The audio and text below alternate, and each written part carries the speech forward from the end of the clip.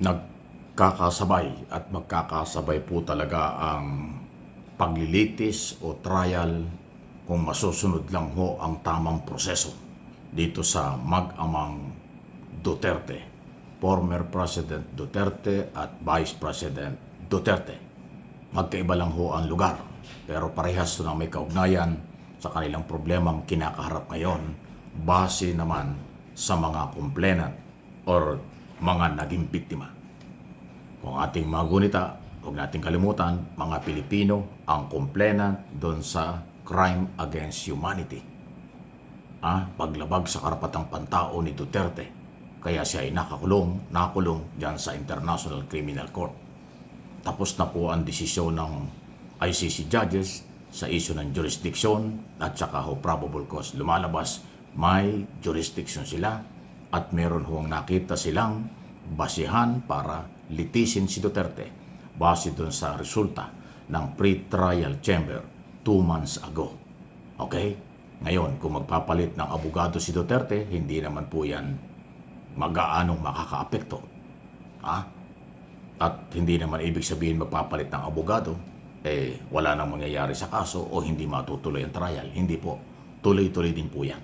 Maaaring maantala bahagya dahil siyempre, bibigyan ng pagkakataon na makakuha ng bagong lawyer, defense counsel, at yung mga proseso at dokumento, yan po yung maaaring magbigay ng antala.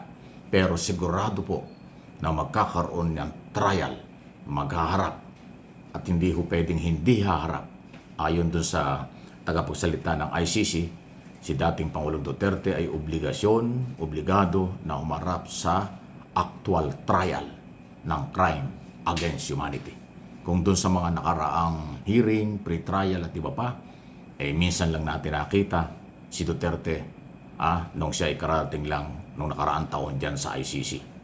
Okay?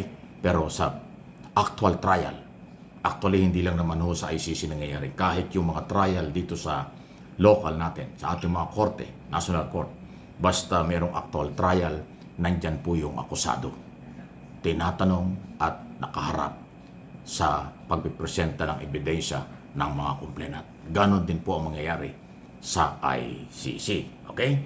So, siyempre, dito naman ho sa Pilipinas, ay yun naman hong inaasahang paninindigan pa rin ng mga senador. Kung hindi man majority ng mga senador o hindi man lahat ay majority ng mga senador ay maninindigan sa kailang sinumpaang tungkulin na sila ay maging senador judges ng impeachment naman laban sa Vice President.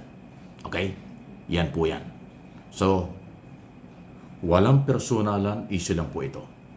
Yung complainant laban kay dating Pangulo sa ICC ay lehitimong Pilipino. Complainant dito sa impeachment ay mga Pilipino rin. Okay? Magkaiba lang ho ang issue. Doon sa ICC, crime against humanity, human rights violation, pang-aabuso sa karapatan ng tao. Ito naman po, sa Vice President, meron ding anggulo ng pang-aabuso sa karapatan ng tao dahil yung di umano'y corruption, pera yan ng mamamayang Pilipino. Okay? The trial of public trust sa kanyang pagbabanta sa ating Pangulo, yan po ay taong bayan din. Kasi malinaw naman na yung pagbabanta sa buhay ng Pangulo, kung ano man ang mangyari sa Pangulo, ay ang makikinabang ay ang si Sara Duterte as Vice President. So, yun yung mga interest na hindi maganda, pero taong bayan pa rin. Magkaiba nga lang hong level.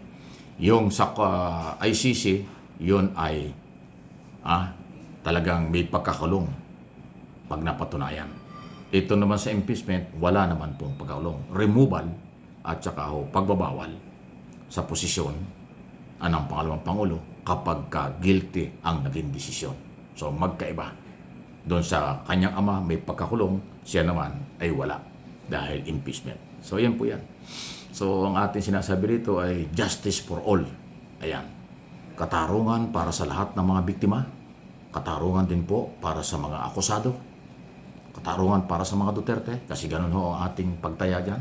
Lahat sila may karapatan, dadaan at dapat dumaan sa tamang proseso. So meron silang karapatan din hanapin ang hustisya. Kaya lang, dapat ho ay talagang harapin. Okay? Yung sa ICC, hindi pwedeng hindi harap ni Duterte dahil kontrolado na siya. Arrested siya nakakulong siya Ipipresenta lang yan ang kanyang abogado sa korte. Itong kay Sara, nasa kanya yan. Kasi hindi naman korte ang Senado. Kung haharap siya, pwede. Kung hindi, nasa kanya yan. Pero siyempre, ang gusto ng taong bayan, humarap siya, siya mismo ang paliwanag. Kung ano nga ba yung bakit at bakit nga ba may korupsyon. Ganon po yun. Pero kung hindi siya haharap, katulad ng kanyang ginawa sa Kongreso, 7 hearing, lagi siyang pinagbibigyan, may upuan para sa kanya, hindi siya dumalo. Laging nasa abroad, laging nasa travel, at kung ano-anong mga sinasabi. So, itong pag-iral ng batas tungkol sa paghahanap ng katotohanan, katarungan, ito po ay hindi panghaharas. Hindi ito harassment, hindi ito pananakot, hindi ito panggigipit, kung ano man ang sinasabi nila. Yan ay parte ng due process, rule of law na lagi nating sinasabi. Okay? Hindi naman tayo nagmamarunong, hindi naman tayo abogado, pero alam naman natin ang mga basic na obligasyon ng isang elected or opisyal ng pamahalaan. Mahalagang pangalagaan ang pagtitiwala ng tao sa pera at kapangyarihan. Pag nilabag ito, lalo na ang mga impeachable official, ay talagang dadaan sa proseso ng impeachment dahil yan ang sinasabi ng saligang batas. Okay?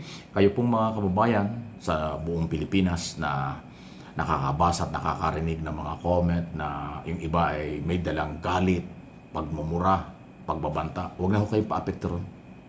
Yun ay saloobin lang nila, hayaan na natin sila. Maliban lang ho kung magiging physical ang kanilang galaw. Halimbawa, ikaw ay isang mamamayang Pilipino, pero physical yung away or issue ng kung sino man dyan, ibang level yun. Pero yung salita ho, hayaan na natin. Ganun talaga sila Ang akin lang hong hinihiling, at sana ay ating hilingin lahat, sana hindi na ho makahawa yung mga below the belt, wala sa hulo, wala sa lugar, dala ng galit, dala ng kung ano man ang kailang gustong palabasin. Kaya sila nagsasalita ng gano'n. Di ba? Lagi natin sinasabing si Lord na ang bahala sa kanila. Okay? Kahit na palala ng palala ang mga statement nila na puro pagbabanta at puro pagmumura, panlalait, at wala naman hong ebidensya, puro lang dala ng galit. Parang scripted na lang ang kanilang mga sinasabi sa mga comment section sa lahat ng social media at maging sa lehitimo media. Alam na ninyo kung saan nanggagaling yun. Paikot-ikot lang yan. Digital troll. Hindi yan tao. Karamihan dyan hindi tao. Multo yan. Kaya huwag mong patulan ang multo. Hayaan na natin ang multo na gawin ang kanilang alam naman nating mali. Di ba? Please like and share, subscribe, and follow.